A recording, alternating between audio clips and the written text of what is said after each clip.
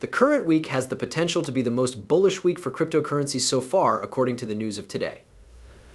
If and when this occurs, we will see $2.8 billion worth of short positions in Bitcoin liquidated, which will result in a big victory for the bulls and possibly the additional momentum that is required for Bitcoin to retest its previous all-time high at 74,000.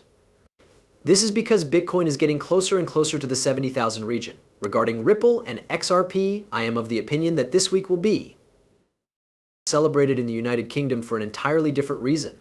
As various rumors have begun to spread that this week is going to be the week that we finally see the reveal of the final verdict and Ripple's triumph in this 3-year-long lawsuit, I believe that they will be the catalyst that kickstarts this next bull cycle. This is because I believe that they will be the catalyst that kickstarts this next bull cycle, involving members of the Democratic Party, for instance, contacting organizations such as Coinbase Circle and Ripple Labs in order to communicate with governmental forces, being the most influential institutions in the United States at the moment, and as a result of these developments, it is considered that the final judgment is closer than it has ever been, and that the next meeting of the Securities and Exchange Commission, which will take place in 3 days on Thursday, August 1st, may have an entirely different agenda. Having reached the ultimate decision, this legal fight has come to an end.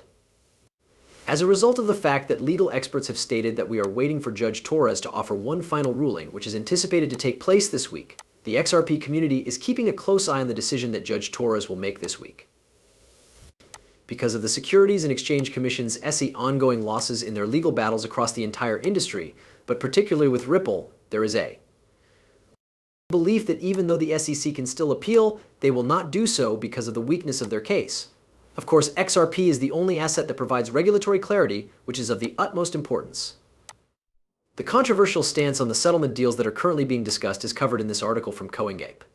The long and short of it is that Ripple's executives have denied any discussions on a settlement decision right now. However, the courts are likely to give the parties time to discuss a settlement decision in the near future. However, the most important aspect of this article is that it covers the experts who have weighed in on appeals in this case. At this very moment, there are a great number of motions that are outstanding, including the final decision, unsealed papers, and expert testimony. Additionally, there are attorneys like Fred Rosapalli and James Murphy who assert that Judge Torres might decide to skip the motions that are currently being considered by Judge Netburn and instead announce the final judgment in the remedies phase in the month of July or August, which is only 3 days away from now. Furthermore, it seems to me that this is becoming an increasingly likely occurrence. The CEO of Ripple, Brad Gardencast, has revealed that he anticipates the final judgment to be handed down before the end of the summer. According to his prediction, the verdict will be handed down in the middle of September, which is only a month and a half away. I also believe that this verdict is closer than you might think it is because we have confirmation from Smoke that institutional staking with XRP and XDC is going place. This is another significant reason why I came to this conclusion. A legal prospectus for the year 2024 has been provided by Valor Digital Securities. This prospectus pertains to exchange-traded funds, ETFs, and exchange-traded securities ETs that are connected to digital assets. And this offers all of the relevant legal and financial information about Valor's XRP, XDC physical staking products, and major fiat currencies that will be available in the future. Proof that institutional deficiency is on the horizon, that institutions are in desperate need of access to assets like as XRP, and that as a result, these institutions will be given the green light to begin the process of mass adoption of XRP if and when this litigation is finalized and completed. In this video, our 3-quarter developer Quincy Jones verifies that the price of XRP might be $100, $100,000, or even $1 million. It has the potential to be at any of these levels, but the actual price is determined by the number of assets that you want to allocate to the network. Put your ears to it. Therefore, anyone who claims to foresee where the price of XRP will go is completely unaware of the situation. You have absolutely no idea what you're doing. On the other hand, I will provide you with a sliver of an idea of what might take place. Therefore, XRP is nothing more than a financial instrument that has value. And that instrument is really the instruments that are truly liquidity between various other instruments such as bonds, stocks, currencies, all of the data, and basically everything. In addition, the value of XRP is limited to the value of the items that are released on it. This is due to the fact that it would require XRP to purchase such things on the network and make advantage of the liquidity they provide. In this situation, not only are you required to issue all of the stock, but you are also required to issue all of the debt. This is the scenario that ultimately occurs. To put In another way, the only thing that binds XRP is the financial accountability of the individuals who issue assets on it, which is obviously irresponsible. Now, the price of XRP may be $100, $100,000, or even $1 million. It is dependent on the number of assets that you intend to issue. This is very big news.